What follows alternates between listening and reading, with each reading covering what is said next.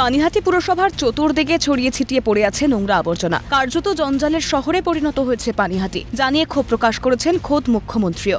Worst performing municipality Contai, Dalkhola, Panihati, Howrah, Coopers Camp, Suri. আজকে আমার বলার দিন, আপনাদের বলার দিন নয়, আপনাদের শোনার দিন। পানিহাটি পুরসভা ঘিরে একাধিক অভিযোগ উঠেছে, যার মধ্যে অন্যতম হলো এখনো পর্যন্ত বজ্র প্রক্রিয়াকরণ ইউনিটের জন্য জমি দিতে পারেনি পুরসভা। পাশাপাশি নাগরিক সমস্যা ও অন্যান্য পরিষেবা নিয়ে সাধারণ মানুষের একাধিক অভিযোগ উঠেছে। জানা গেছে জানুয়ারি মাসের প্রথম থেকেই জঞ্জালের সমস্যা শুরু হয়, কারণ পানিহাটির রামচন্দ্রপুরের ডাম্পিং গ্রাউন্ডে আবর্জনা ফেলা বন্ধ করেছেন বাসিন্দারা। তাদের দাবি ওই ডাম্পিং গ্রাউন্ডে আর আবর্জনা ফেলতে দেবেন না, ফলে কয়েক মাসেই পানিহাটি শহর আবর্জনার স্তূপে পরিণত হয়েছে। চোখে দেখে যান যে পরিমাণ এখানে পাহাড় পর্বতের মতো করে রেখেছে এই গার্বেজ, পলিউশন হচ্ছে, আমাদের এখানে রোগ বিরোগ লেগেই আছে। তার কারণ হচ্ছে যতই এখানে ব্লিচিং দিয়ে হ্যান্ডলিং দেয়, এটা পর্যাপ্ত নয়। পৌরসভার পক্ষ থেকে আসে পরিষ্কার করতে? না। কতদিন হলো প্রায় এরকমভাবে জমে পড়ে থাকে? অনেক দিন হলো। কতটা অসুবিধা হয় বা আপনারা যারা একেবারেই পাশেই থাকেন আশপাশের মানুষজন, কতটা অসুবিধা? একটু তো অসুবিধা হয়, পাশে এত নোংরা ফেলে, দুর্গন্ধ সে তো আছেই। না পৌরসভা ওগুলো করে না, ড্রেন কোনোরকম করে।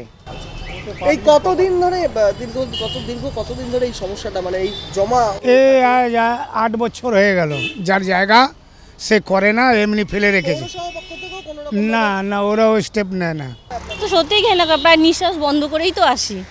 দীর্ঘদিন ধরে তো আসছেন, যাতায়াত করেন, এইভাবে কি সবসময় এরকম ভাবে পড়ে থাকে দেখেন? কখনো পরিষ্কার হতে দেখেছেন পৌরসভা? হ্যাঁ, কখনো হয়েছে, সবসময় যে থাকে তা না। যদিও ডাম্পিং গ্রাউন্ডের নিরাপত্তা রক্ষীর দাবি। কেন ময়লা ফেলা বন্ধ এখানে জানেন? সেই বিষয়ে কিছু জানেন? সেটা বলতে পারবো না, পাড়ার লোকেরা অবজেকশন করেছে কি গন্ধ বেরোয়, সেই কারণে সেই সময় থেকেই অবজেকশন থেকেই বন্ধ। এখানে যে আবর্জনাগুলি রয়েছে সেগুলো এই মুহূর্তে কি কোথায় সরানো হচ্ছে? কলকাতায় সরানো হচ্ছে। প্রতিদিন গাড়ি করে কলকাতায়? হ্যাঁ। মুখ্যমন্ত্রীর ধমকের পরই সাধারণ মানুষকে আগামী 6 মাসের মধ্যেই সমস্যা সমাধানের আশ্বাস তৃণমূল নেতৃত্বের। সাধারণ মানুষের সেবায় আমরা 6 মাসের মধ্যে সাধারণ মানুষকে দেখিয়ে দেব যে 6 মাসের মধ্যে আমরা কাজ করে সফলতা লাভ করছি ফিরহাদ হাকিম এবং মমতা ব্যানার্জির নেতৃত্বে। ঘটনায় তীব্র কটাক্ষ বিজেপি শিবিরের। এই সমস্যাটা সিপিএম আমল থেকে চলেছে, তখন এখনকার বিধায়ক সেটা নিয়ে আন্দোলন করেছিলেন। সুতরাং এতদিন পরে মুখ্যমন্ত্রীর কেন ঘুম ভাঙলো?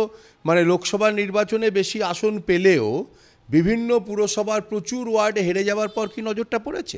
জানা গেছে গত 6 মাসে পুরসভার বোর্ড মিটিংও হয়নি, যার জেরে গত 15 জুন পুরমন্ত্রী ফিরহাদ হাকিম পানিহাটি পুরসভায় বৈঠক করেন।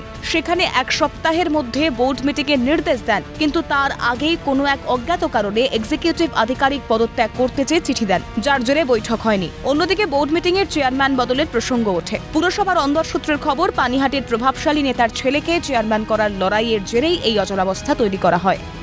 শাসক বিরোধীর এই দড়ি টানাটানিতে আদৌ কবে স্বস্তি পাবেন পানিহাটি পৌরাঞ্চলের যারা বাসিন্দারা রয়েছেন, সেইটা কিন্তু কেউ জানে না।